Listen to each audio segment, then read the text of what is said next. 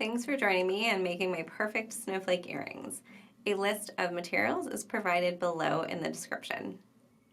We're going to start by picking up 6 IrisDuos.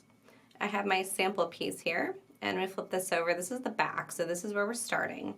And you can see I have my 6 IrisDuos here in a circle. So that's where we're going to start. I have 6 IrisDuos on my thread here. And I didn't add a stop bead because I'm just not going to need it for this. You're welcome to add a stop bead if you are more comfortable working with one. I'm just going to need a little bit of tail thread here, just enough that I can grip onto to tie a knot. I have my 6 IrisDuos all facing the same direction. So the top part, or the front, the curved side is facing, this is all facing up. If I flip it over, you can see there's a back flat side to it, and we want all the backs facing downwards and all the top sides facing up. I'm going to take all of these IrisDuos in my thread and take my needle through the first IrisDuo, and when I do that, I'm going to get a nice little circle or star pattern. So you can see that here in my sample. I'm going to go through all of my IrisDuos again, and this is just going to make sure that everything is tight together. I want all my IrisDuos sitting next to each other without any slack or space between them. So once I go through them all again, give it a little pull, and what I'm going to do is tie a knot here. So I didn't need to add that stop bead at the beginning because I'm going to tie a knot here. So at this point, if you did add a stop bead, you can take that stop bead off before tying your knot. I'm then going to go through my IrisDuo, and then I'm going to make a little U-turn, and I'm going to go through the top or open hole of that IrisDuo and pull my thread through. So now I'm in position here where I can start adding my PieDuos. So to add the PieDuos, I'm going to pick up the PieDuo through the flat or the straight side. The PieDuo has, it looks like a little wedge of pie. So it has the curve where the crust would be, and then it has the cut sides or the flat sides, just like you cut a little wedge of pie out. So we're going to pick up the PieDuo through that flat side, coming out on top on the curved, or what I like to think of as the side with the crust. We're going to pick up 2 of our 11-Os and then go back down through that curved side, through that second hole, and then through the top or outside hole of the next IrisDuo. And we're going to continue this pattern all the way around, adding our PieDuos in between, filling in these wedges here, these empty wedges in between all of the IrisDuos. So you can see here on the back, I have all of them filled in. So once we get to that point, we're ready to move on to the next step. After adding all of the PieDuos, we're going to start adding our WibeDuos. So we have IrisDuos, PieDuos, and WibeDuos. The PieDuos here that we've added to the outside, after we're adding the last one, your thread is probably going to be coming out of the top hole of the IrisDuo if you haven't gone any further. So we're going to take our needle and thread and go through a PieDuo, and then through the 2 seed beads, the 2 11-Os at the top there. And so this is the position where we want our thread and needle to start, where we can start adding our WibeDuos. The WibeDuos also have a top and a bottom, or a front and back. Just like the IrisDuos, there's a flat side, and then when we flip it, there's a curved or puffed side. This looks a little bit like a dinner roll to me. So I have a bit of a Thanksgiving dinner vibe going on here. I have my PieDuos, and I have my dinner rolls here. So we're going to start adding these WibeDuos on the edge here all around our disc here in the center. So coming out of our 2 11-0s, I'm going to pick up a WibeDuo, and I'm going to pick it up so that the way that I picked up, the way that I'm holding my disc right now, I have all the flat side of the IrisDuo facing up. So if that's the case for you too, you're going to start by picking up the WibeDuos with the flat side facing up. So you want the WibeDuos to be facing the same direction as your IrisDuos. I'm going to pick up 2 of my 11-0s, and then I'm going to go through one of my holes in the WibeDuo, making sure that I'm going through that hole that's going to position it with the right side, whether that's the flat or the puff side, facing up. Again, we just want it to match whatever our IrisDuos are doing. I'm going to pick up another 2 11-0s and then pass through the next 2 11-0s on top of that PieDuo. Now when I flip this over, I've got on this side here, this is my side with the curved or puffed top side of the IrisDuos. So now it's matching. I have the puffed or curved side of my WibeDuo and my IrisDuo on the same side. I'm going to flip this over again because it's easier for me to work counterclockwise, so I'm just going to hold it this position.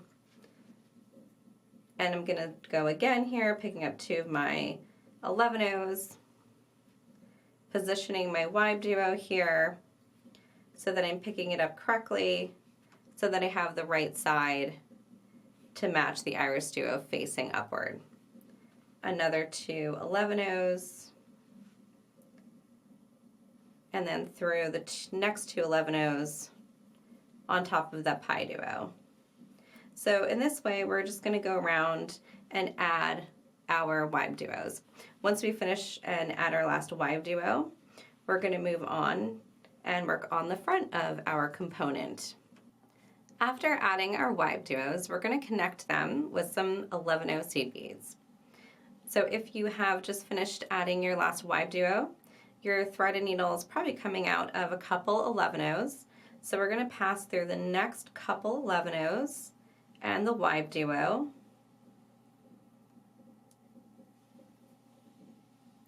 And then we're going to move to the open hole of the WibeDuo. So the WibeDuo does not have a smooth corner. It has a very pointy corner. So going around the corner, doing what I call a U-turn in the bead is just a little bit trickier because it's not going to, your thread is not going to sit nice and symmetrically on the side of that bead. So when you do your little U-turn and you go through the open hole of the WibeDuo, you just want to make sure that your thread falls to the side where it's going to be hidden in your project. So for us, that is going to be the bottom or the flat side. So you just make sure that your thread falls towards that bottom or flat side, and then you won't see it when you complete your project. So now we are going through that open hole.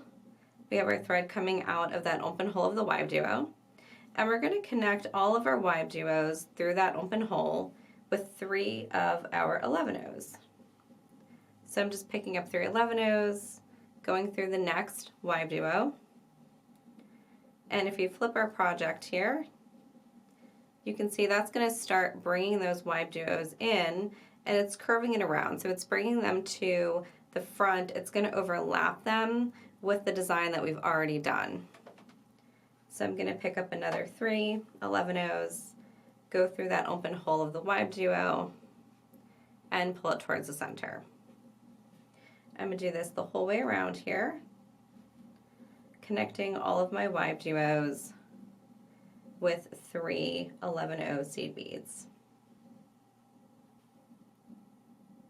Keep that tail thread out of the way. And I have a couple more here to do.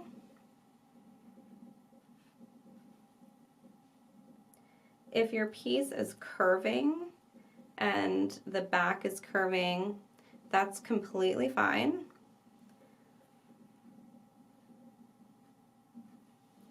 and through the last WibeDuo. So I'm crossing through that last WibeDuo, and now I have all of them connected with 3 11-0 seed beads in between. I'm going to pass through the next 2 11-0s and give a nice tight pull. If you want to, at this point, go back through all of the beads that you just added, I would recommend that to tighten it, and then come back to this point here. So we're going to go through 2 of our 11-0s. So we're coming out of that center 11-0 of that set of 3. We're going to pick up another 3 11-0s, and we're going to pass through. So we've got 3 11-0s here, and then I'm going to jump over to the next set of 3 11-0s and go through that center or second 11-0. And this is essentially netting. Picking up 3 more of my 11-0s, and then going to the next set of 3 11-0s, going only through that center one, the center or second 11-0, and continuing around here, doing this the whole way around. So as you do this, your new set of 3 11-0s should be sitting and curving right around the tip of your WibeDuo. It can be a little tricky to get your needle and thread through just that center 11-0. So if you're having any difficulty with that, you can use your thumb to just push the beads out, push the beads up, and sometimes that helps just so that you don't have to chase that bead down into the project. Just give it a little bit of support. And also coming at it from the right angle helps too. So whether you're right-handed or left-handed, you just want to come at it from the right angle so that it's comfortable for you. Okay, passing just through that center, and now I have 1 more here to do. Picking up 3 11-0s, and then I'm going to pass through that last set of 3 11-0s, which is the first one, which is where I started. And give that a nice tight pull. And so now you can see we're building a netting inward towards the center of our project here, towards the center of our snowflake. I'm going to go through all of the new sets of 3 beads.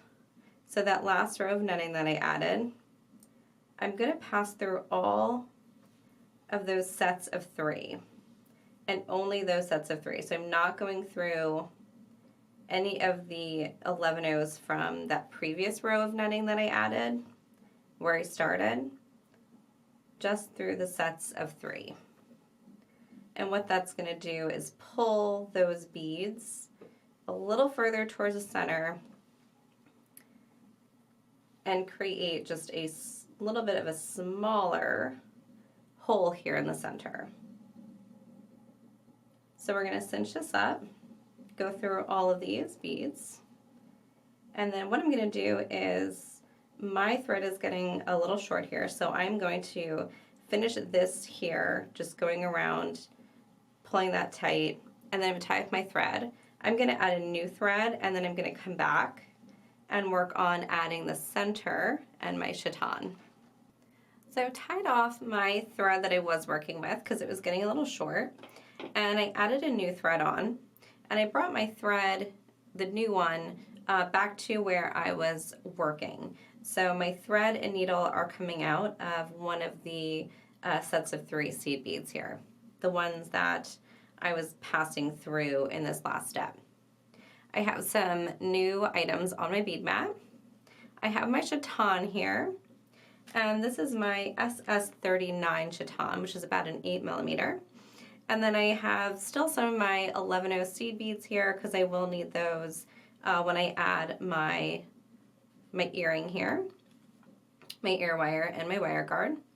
And then I also have some 15-0 seed beads. These are a limestone luster color. I've added them on top of this black surface just so that you could see them, but it's hard for me to pick them up on this felt surface, so I have just a small little stash here for me to use as I work on this video. So I have my thread needle here coming out of one of these sets of 3 seed beads here, and I'm going to pass through the next 2 11-0s in that next set of 3, so that last row of netting that we did. And this seed bead that I'm coming out of is the one that's going to sit right at the tip or the point of my WibeDuo. I'm going to pick up 3 15-0s, and then I'm going to loop back around and pass through that seed bead again. So when you're doing the previous step and you're going around and cinching those sets of 3 beads inward towards the center, you just want to make sure that you don't go through so many times with your thread and needle that you can't get a thread and needle back through those beads one more time. I'm going to pass through my seed beads here until I get to the next 11-0, which is sitting at the tip of the WibeDuo. So same bead, just different set of 3. And I'm going to continue around and do this the whole way around. And these are going to be the prongs for the setting that I'm going to put my Chaton down into. So as you're working on this, you want to make sure that your Chaton, when you place it in the center here, is going to sit comfortably on that netting that you made. You don't want it to fall through, but it doesn't need to overlap a whole lot. So you just want to make sure that if you set your Chaton down on that netting, that the netting provides a nice little cushion, a little surface for that Chaton to sit. So this looks perfect to me.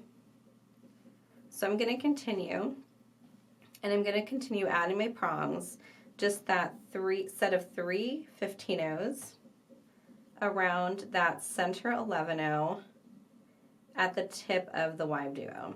So I'm going to continue around here doing this the whole way around, and then I will come back and continue with the bezel.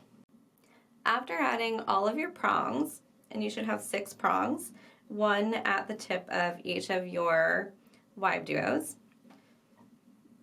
take your needle and thread through the 11-0s at the base until you get to, until you're sitting right below that prong. And you're going to go up through one side of the prong, so one 15-0, and then the second 15-0.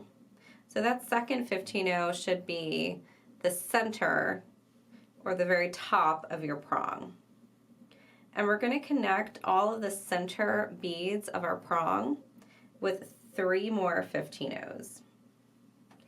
Just picking up 3 15-0s and going through that next prong, going through the top or center bead of that prong. And we don't need to pull too tightly. We don't want to pull too tightly because we still need to add our Chaton. So once we get our Chaton in the center here, that's when we will cinch it up and make sure that everything is tight. These little prongs have a tendency to want to flop inward. So just go grab those center beads. So now I am at the beginning here. I have just 1 more set of 3 15-0s to add.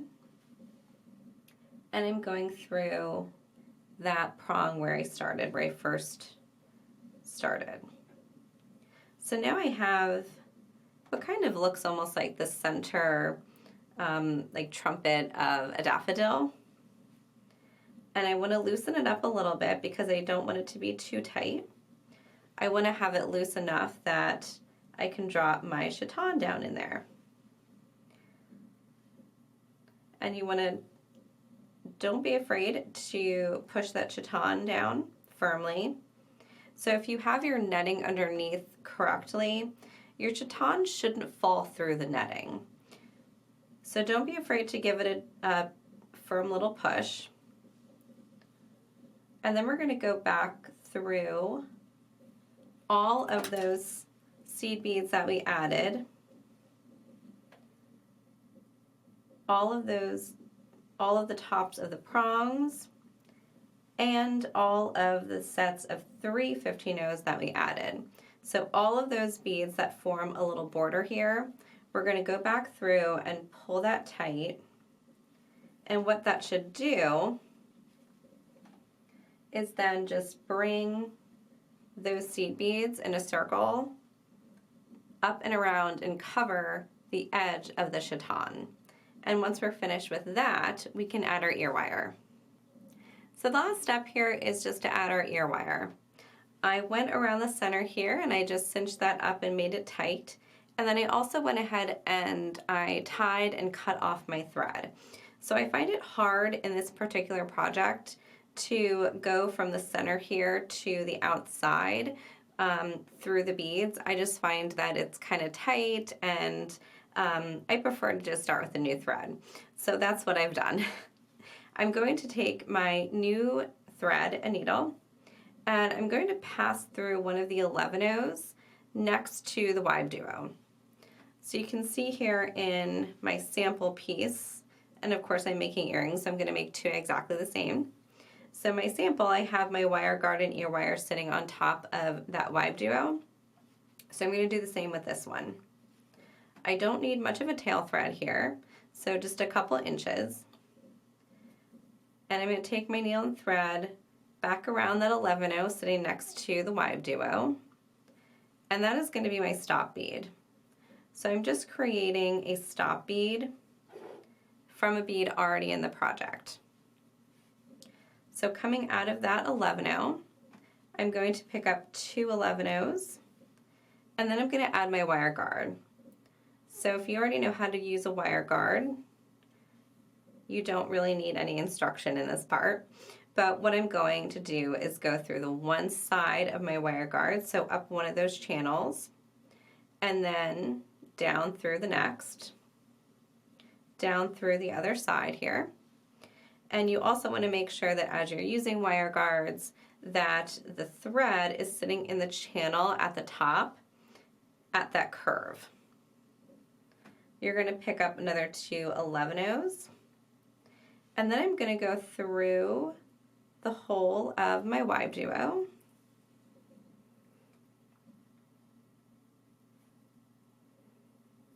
Up through the 2 seed beads and the wire guard on the other side.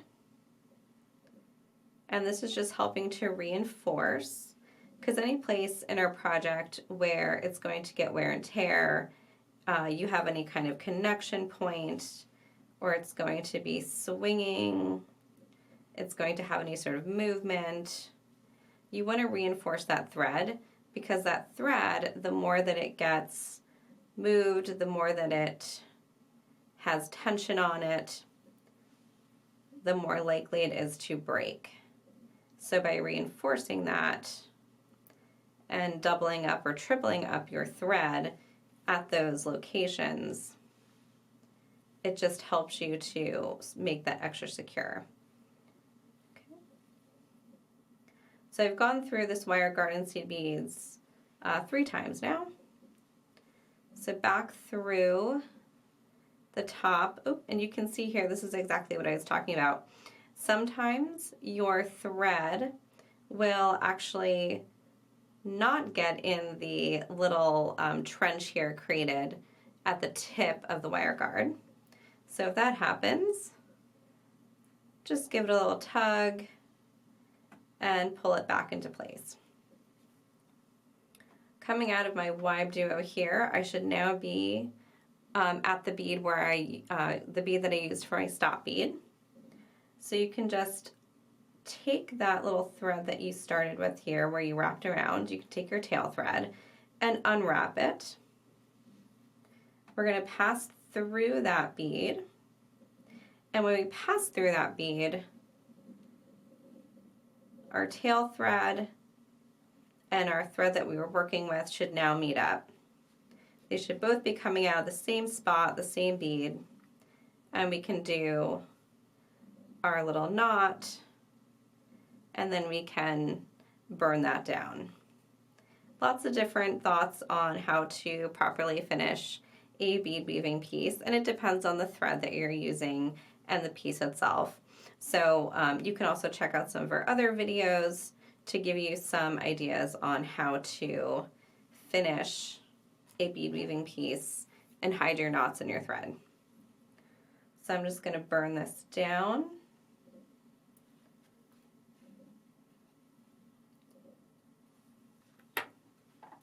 And then my last step here, my very last step, is just to attach my ear wire. And again, lots of videos and better beaders that will show you how to do this. But essentially all we're doing here is opening the ear wire, sliding on our piece, and then closing back up the ear wire. So here I have my finished pair of earrings. I hope you enjoyed making this piece. If you did enjoy this tutorial, definitely subscribe to our channel if you're not already. This way you'll be notified as soon as we have other tutorials that you may want to try. You can also like this video, you can share it with your friends, and of course you can always take pictures of your own creation and share it with us on Facebook. We look forward to seeing you there.